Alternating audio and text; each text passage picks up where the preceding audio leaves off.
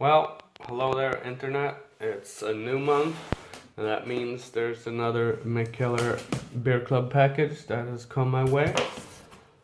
And as per usual, I'll be unboxing it together with the rest of you. So let's see what we got here.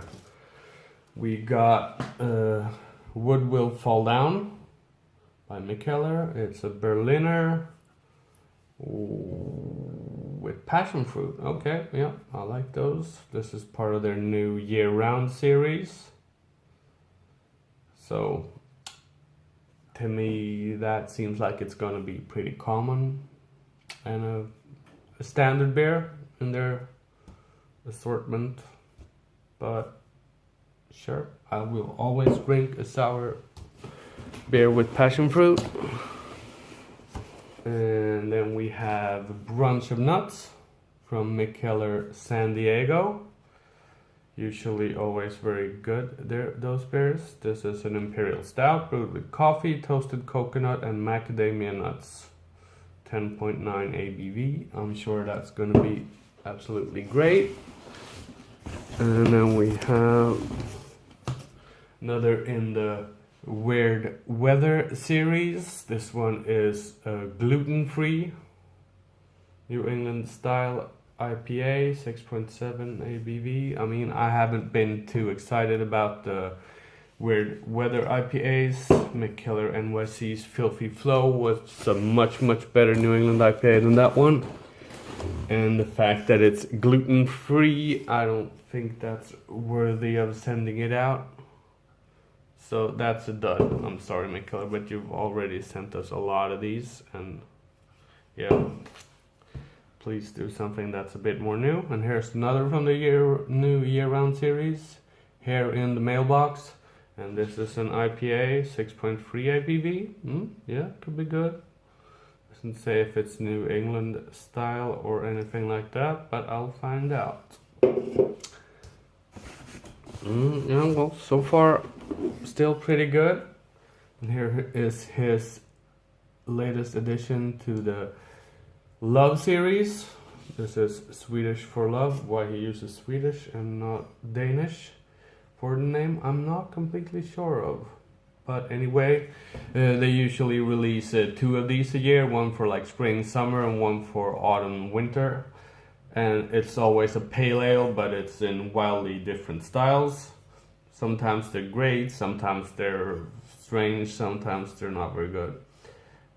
This one is very good though. I've had it before at the Mikkeller bar in Stockholm. This is a New England style pale ale, hazy, very fruity, hoppy. It's real good. And 1000 IBU, a Mikkeller classic.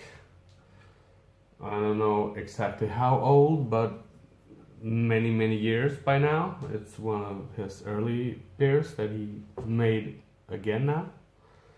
So that's fun, since it's so old that I'd almost forgotten about it. 1000 IBU is how bitter and crazy it is. I guess he wanted to make a back in those days when it was all about West Coast IPAs and a lot of brewers were trying to see how fucking bitter an IPA they could make. He wanted to destroy them all with 1000 IBUs. Now, this is theoretical IBUs because you can't really feel any difference at these levels, and yeah.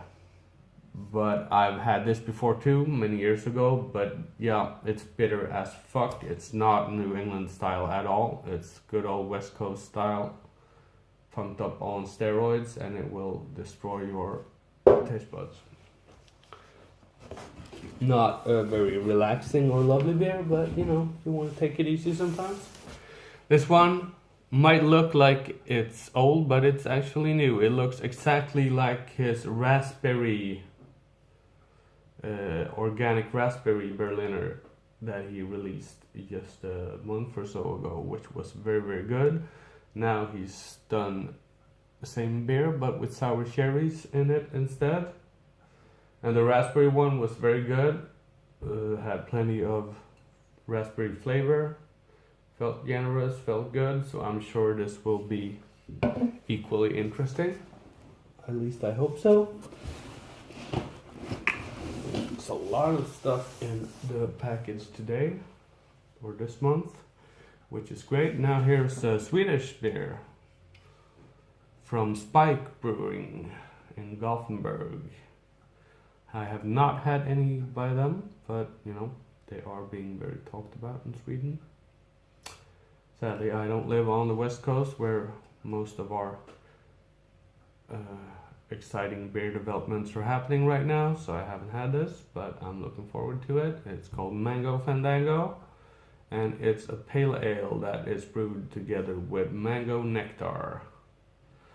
So that sounds refreshing as all hell, and I'm sure it will be perfect for the summer. What's this? Oh, there's another one from Mikkeller, and it's a classic. It's the Beer Geek Brunch Imperial Oat Meat Stout with coffee.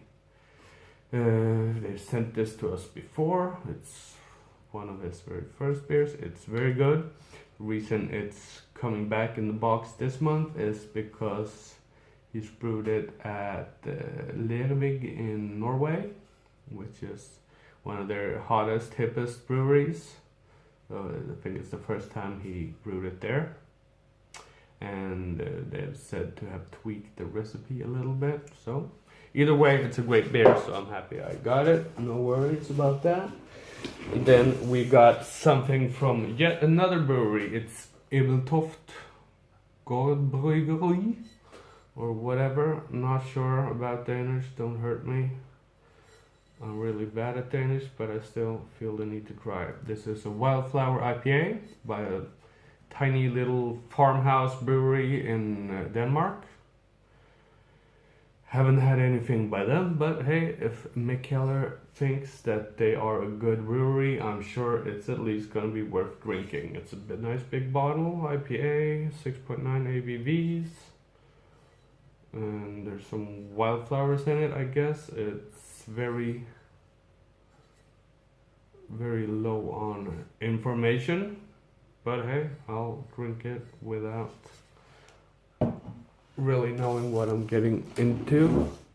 Oh, and we got yet another beer from them, Raw Power, also by Ebeltoft, which 8.5 ABV, again, not much info, but 8.5 ABV, lots of hops on the label, so I'm guessing this is bound to be a dull IPA.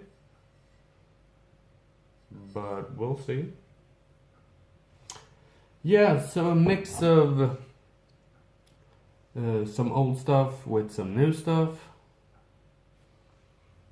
some classics, some retro fun. Yeah, pretty good all in all. But come on, enough with the weird weather now. It's not that great a series of beer to begin with.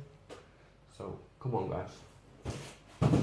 But other than that, a lot of beers this month. 1, 2, 3, 4, 5, 6, 7, 8, 9, 10, 11 beers. That's the most I've had in this club so far. So it's all good.